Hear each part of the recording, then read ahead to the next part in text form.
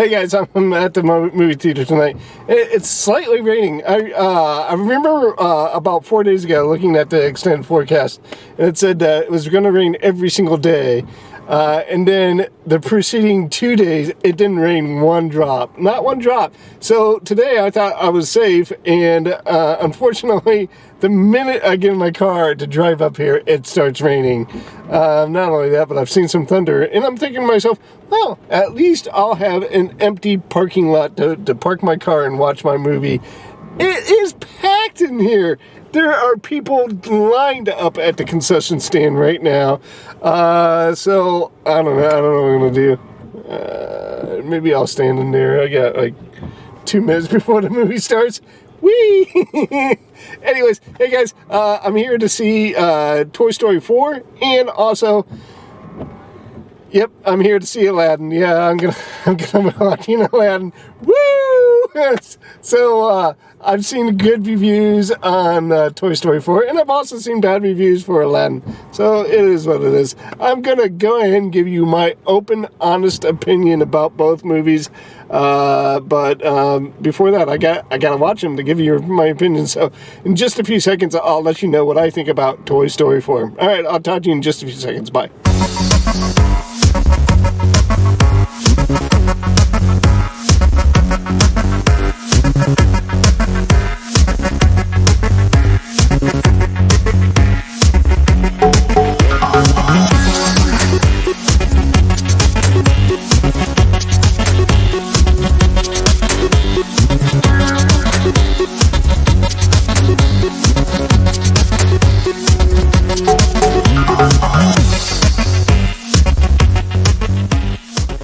Hey guys, I just got done watching a film which probably was the most charming film I'm going to see all summer. It was chock full of charm. I absolutely adored it.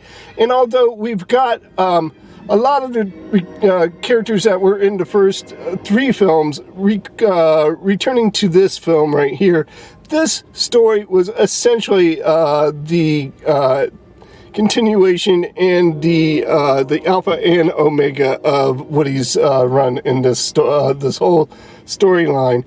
It was essentially like Woody having a midlife crisis. He is at the end of his second child, and it's evident because what happens, you can see the child's interest in Woody ebbing. He's being left in the closet a lot. So that's the main story of this story, and again, he has to try to reinvent himself to keep himself, to find meaning in his existence. We get to meet a cavalcade of likable characters, not just likable, but extremely endearing characters, from the 100% hilarious Forky that Molly makes at her first day of kindergarten. But we get to meet Bo Peep again in a new role of a lost toy. We get to meet this other doll that they find in this antique shop, and her henchmen, which were the old ventriloquist dummies that of the 1950s, who played an enormously entertaining and fulfilling role as the henchmen of I think her name is Gabby the doll. Again, every single plot in this movie not only worked, but was very, very effective and very heartfelt, and made you feel about these characters. I can't gush on enough about this movie. This movie made me tear up in parts, and when it wasn't making me tear up, it at least made my heart swell and made me feel emotions that I didn't think a kid's movie was capable of. I will give this movie 100%. This movie was definitely for not only the kid, but the kid at heart that still wants to be that kid. I absolutely adored this movie, and I can't recommend it enough. This is probably one of the summer's best movies right here. Toy Story, I know the last one was hit or miss. I didn't like it as much. Toy Story 3, especially with the swirling mass of doom that the trash compactor that the toys found themselves in. But this movie totally made up for that and redeemed itself. And heck, since they kind of left it open-ended for some of the characters, I wouldn't mind seeing a totally Woody-centric movie for the next Toy Story. I would be open for another sequel. So I'm going to go ahead and move on. We're going to go and watch this stinker of a movie called Aladdin. Let's see how Will Smith does as a genie, because that's basically what we're going for here.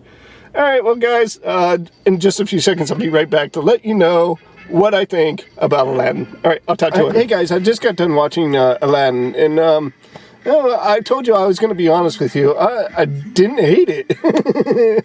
I didn't hate it. It's hard to watch this movie and not compare it to the original cartoon.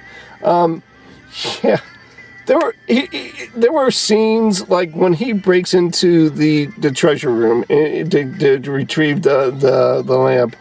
And I remember in the cartoon, it was all gold and glitter, and it was visually appealing. Where this was kind of drab, colors were just not as vibrant as the cartoon was. Abu was, or is it Apu? Was again over here. was not as charismatic of a character as he was in the cartoon. The Sultan, or I'm sorry, the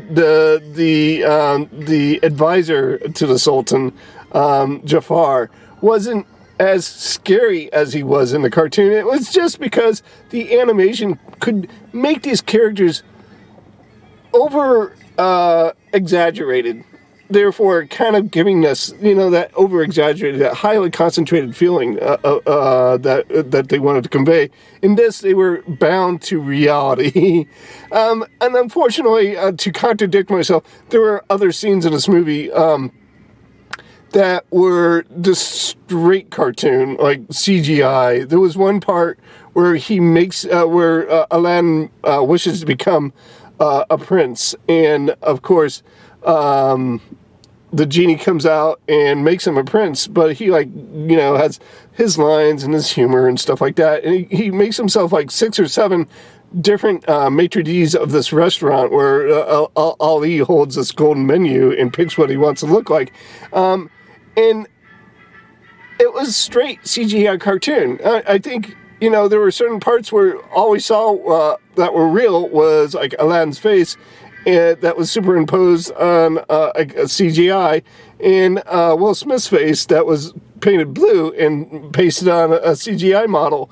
And because of that, I had to ask myself, if they're aspiring to be a cartoon, why did we make this as live action? I just don't understand it. Now, again, no, I'm not going to backtrack on that. I'm just wondering what they benefited from making this a live action movie, as opposed to leaving the animated feature. And I have to say nothing. Now, if I went to this movie straight out, let's say that I was just like the target audience for this. I was a 10, 11-year-old that their parents wanted to go see a non-offensive movie, and they took me to go see Aladdin, and I've never seen the original the original Disney animated movie for this. I would have totally liked this movie. It would have been worth my time to watch this movie. But unfortunately, I am an older gentleman, and I grew up on that movie. Well, I didn't grow up on it. I think it came in my later teens, maybe early 20s. But at the same time, I could appreciate the artistry that went into the original animated feature, and it's impossible for me not to view this movie and compare it to the original animated movie. And because of that, it's gonna suffer. I'm gonna have to grade it due to comparison to the. I would grade the cartoon as 100%. I really did enjoy that movie. This because of the comparison, I'm going to go ahead. Now, I was expecting something really crappy, like a 30 to 40%. I'm going to give it a very solid 75. I really did. There were some scenes in this movie that actually really were enjoyable, and I really did enjoy some of the performances of this movie, but it just didn't match the excitement or the emotional output that the animated movie gave me, and therefore I'm going to give it a 75. But anyways, I'm going to go ahead and get moving on. Unfortunately, Spider-Man comes out Tuesday. That is released, so we've already talked about this, so that they can capitalize on the July 4th weekend. And the nearest day off that I have to that is going to be Friday. So I'm going to go ahead and see Spider-Man Far From Home on Friday. And of course, everybody on this planet Earth has probably already have gone and seen it. And my review is going to be late. But if you guys want to wait, or at least go see the movie and then watch my review and then comment on my review and let me know what you think about Spider-Man from Far From Home. Or even further more, if you've seen Aladdin or if you've seen Toy Story 4, let me know. Let me know what you thought about that movie. But again, I'm out of here, guys. I've enjoyed both of these movies and I enjoyed reviewing them for you. So once again, I want to wish you guys peace. Montane, I'll see you guys later and goodbye.